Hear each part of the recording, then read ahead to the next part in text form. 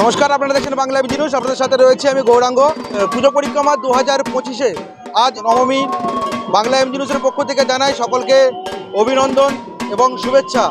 একই সঙ্গে আমরা ঘুরতে ঘুরতে চলে এসেছি আরামবাগ দুয়ের পল্লী কল্যাণ সমিতির পূজা মণ্ডপে। এখানের মণ্ডপ নিয়ে একটু আমরা কথা বলে নেব এখানকার কর্মকর্তাদের সাথে। কি বিষয় নিয়ে মণ্ডপ তৈরি করা হয়েছে বা কি বিষয় সেটা নিয়ে একটু কথা বলে নেব। দাদা, কি বলবেন? এখানকারের মণ্ডপ আমাদের 49 বছরের পুজো, 48-49-এ পড়বে। আমরা প্রতি বছরই এই দুর্গা পুজো বিসর্জনের পর থেকেই আগামী বছরের জন্য তৈরি হয়।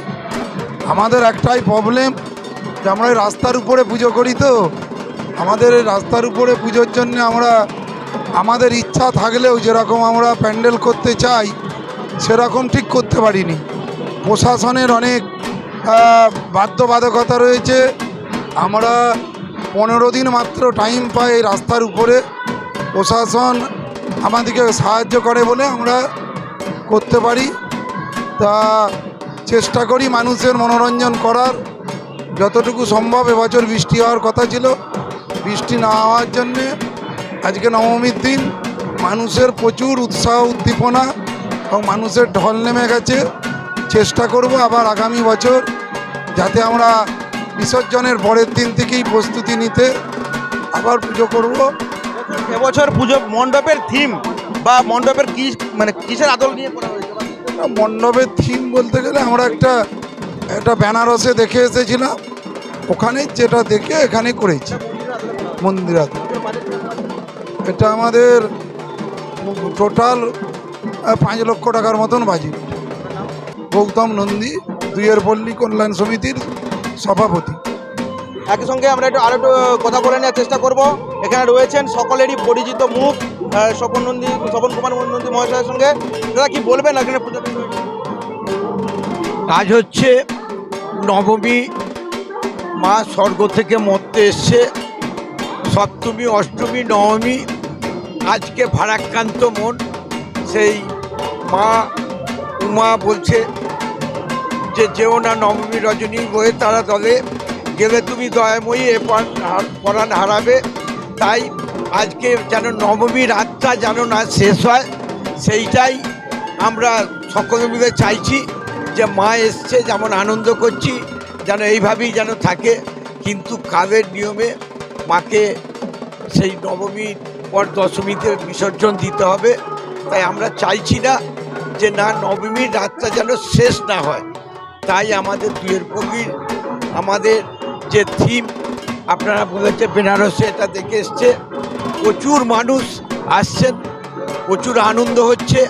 মায়ের কাছে আশীর্বাদ চাইব, মাগো আমরা যেন এই কদিন যেভাবে আনন্দে কাটালাম সারা বছর যেন আমরা সকলে আনন্দে কাটাই, এইটাই মায়ের কাছে আশীর্বাদ চাই। রাস্তার উপরেই আপনাদের মণ্ডপ, সেই জন্য কি সাধারণ যান চলাচল থেকে শুরু করে আরও মানুষদের কোনো কিছু সমস্যা কিছু হয় না? এটা প্রশাসন প্রচণ্ডভাবে এখানটা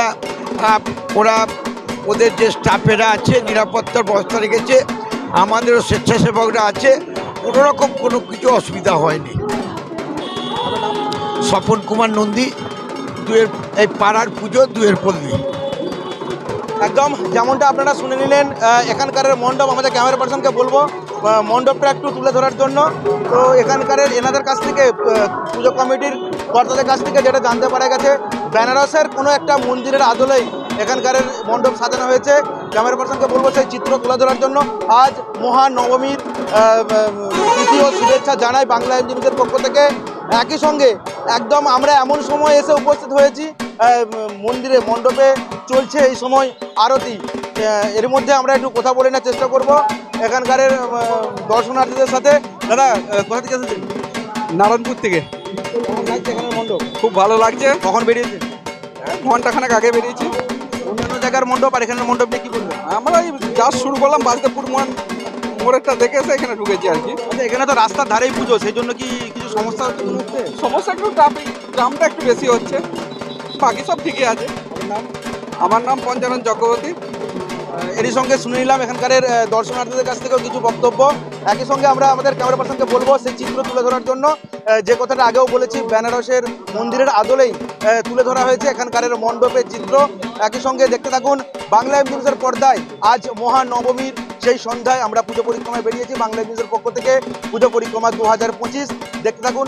এই মুহূর্তেও নবমীর দিনে আমরা সকলেই জানি যে অন্যান্য দিনের তুলনায় অনেকটাই ভিড় হয়। একই সঙ্গে আমরা বারবার কথা বলে নেওয়ার চেষ্টা করছি এখানকার দর্শনার্থীদের সঙ্গে।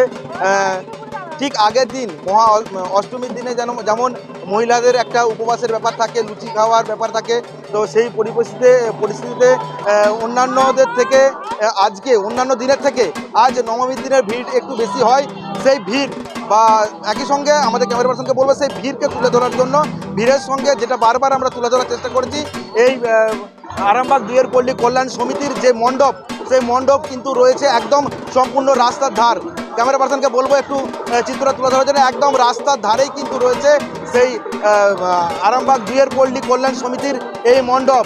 কিন্তু এনাদের কাছ থেকে এটা জানতে পেরেছি যে এখানকারের যে প্রশাসন রয়েছে তাদের অগ্নিমিতে রয়েছে এবং কোনো রকম সমস্যা ছাড়াই কিন্তু এনারা পুজোটা করছেন। এর সঙ্গে দেখতে থাকুন বাংলা নিউজ। ক্যামেরায় রাহুল চক্রবর্তীর সঙ্গে গৌরাঙ্গ ভট্টাচার্য। দেখতে থাকুন মহানবমীর পুজো পরিক্রমা 2025।